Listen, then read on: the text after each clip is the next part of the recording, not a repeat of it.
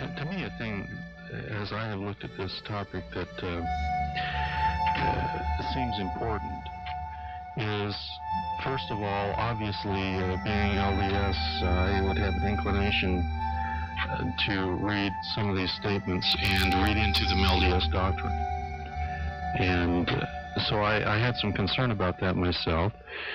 So I have been interested in seeing what people who don't have my particular LDS bias would be saying in regards to these statements, only a minute few of which you've cited.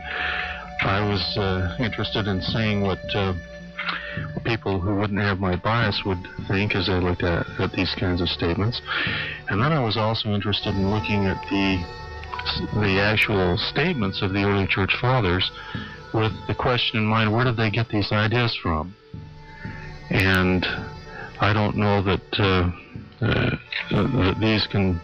that last question can be answered with absolute certainty. But one thing that you can say, let me just make 2 points here. As I have read a number of non-LDS Christian historians who are focused on early Christian doctrine, they're all saying the same thing. There's an overwhelming consensus generally among them about the early church fathers, and the consensus is that the concept of salvation which they held in the early centuries is a concept which fell out of favor. Hasn't not only is different terminology being used today in Christianity in general, but the idea has pretty much lost out. It's not one of the basic ideas of Christianity. What we're talking about too, when we're looking at deification, is we're not talking about the idea of one church father in North Africa, or one there and one in Syria. What we're talking about is a doctrine which simply is everywhere you find Christianity in those early centuries. It's one of the basic doctrines of Christianity. The basic doctrine of salvation in Christianity was something very, very astounding and startling, and something that you just don't hear people presenting today. The idea was, and what makes it so startling is the contrast between what they were saying and what Judaism was saying, from which Christianity was born. In Judaism at the time of Jesus, there had been a movement that spanned several centuries in which God was pushed farther and farther away from man. There was a gulf, a chasm placed between God and man, and the width and depth of that chasm increased as each century passed up to the beginning of the Christian era.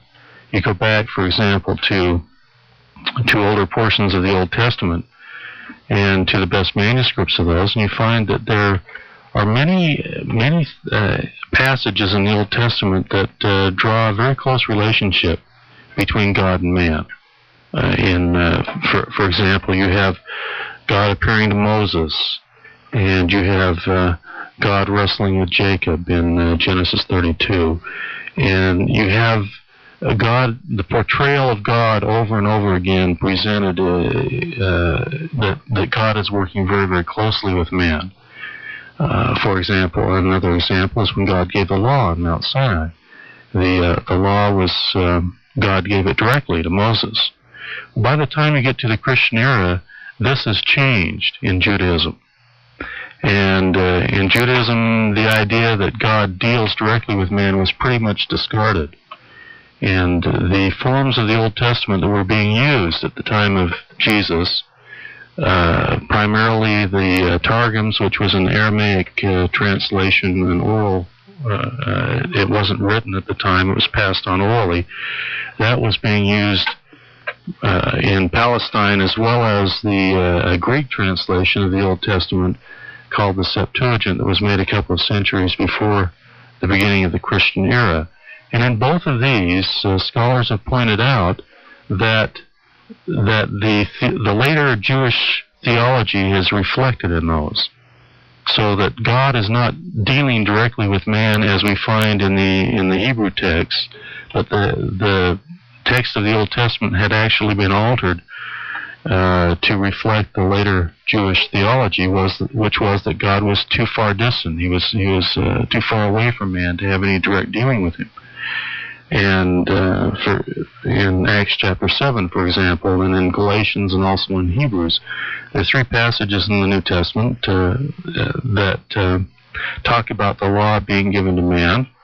And it's as it's presented in the New Testament, they're drawing from these, not from the Hebrew Old Testament, but they're drawing from the Greek of the Old Testament, and so the presentation is not that God gave the law to Moses, but that angels delivered the law unto Moses.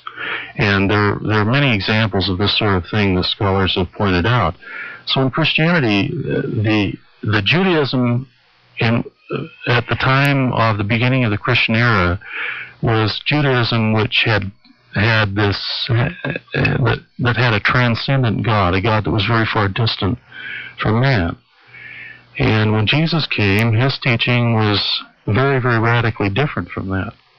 And as you were going through some of those passages, Martin, the beginnings of Christianity was, in the beginnings of Christianity, Jesus and Jesus' apostles see God as being very, very close to man. In fact, Jesus teaches his disciples to pray to God as Abba, which was a common a term that a Jew would never have used in a prayer, because it was similar to what we would use as daddy. It's a very personal, the kind of a term that you would use of a close personal father in a family relationship. And this simply was not the view that Judaism had at the beginning of Christianity. Jesus came with new teachings about prayer. And you read the 17th chapter of John, and the Jews would have been very offended by that. In fact, even Jesus in the 10th chapter of John, referring to himself as the Son of God, causes the Jews to pick up stones and want to stone him for drawing that close of a relationship between himself and God. So that's the background that Christianity. That's what Judaism was like at the beginning of the Christian era, and we find Christianity coming out with this concept of salvation that involved man becoming like God, sharing the divine image, sharing the divine nature, inheriting from God everything that Jesus has been given by God. Jesus is the express image of the Father, and those who attain to the fullness of salvation will attain to that same position. It's a very remarkable and startling idea, and one that simply does not fit with Judaism at that time, and it certainly does not fit well within most segments of Christianity today. I have a statement here from a recent book that has circulated in theological schools by Hubert Cunliffe Jones, entitled History of Christian Doctrine. And he makes a statement in his beginning chapter 9, which is Salvation, Sin, and Grace. And he says this: there are 2 central ideas repeatedly expressed by the writers of this period, to which all those aspects are related, and in light of which they have to be understood. The first of these is the concept of deification or divinization. We use these terms as synonyms, as the goal of salvation and as the process by which the blessings of salvation, the fruit of Christ's saving work, may be progressively experienced by the believer during this present life. And so this is the first point that he's bringing out that needs to be understood in order to understand the doctrine of salvation in the early Christian church, is the ability, the possibility for those who attain to the ultimate goal of salvation is to be deified and become like God.